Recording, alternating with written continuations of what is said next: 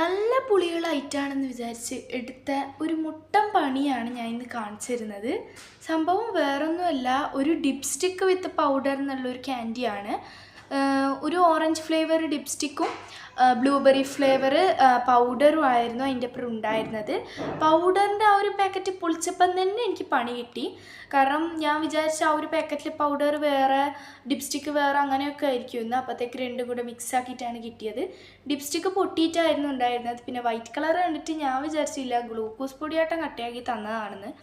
അപ്പോഴത്തേക്കല്ല, അതിന് orange flavour തന്നെയായിരുന്നു. അതിന് ഒരു പുളിയൊന്നും ഉണ്ടായില്ല. ആ ഒരു ഡിപ്സ്റ്റിക്ക് മധുരമായിരുന്നു, പക്ഷെ ആ ഡിപ്പിന് ഒരു ചെറിയ പുളി ഉണ്ടായിരുന്നു. ഞാൻ വിചാരിച്ചത്ര സൂപ്പർ അല്ലെങ്കിലും സംഭവം എനിക്കിഷ്ടമായിട്ടുണ്ട്. അപ്പോൾ ഇതിന് ഞാനൊരു 7 ഔട്ട് ഓഫ് 10 ആയിരിക്കും കൊടുക്കുന്നത്, കാരണം ഓവർ കളറാണ്. അപ്പം വേറൊരു വീഡിയോയിൽ കാണാം. ബൈ.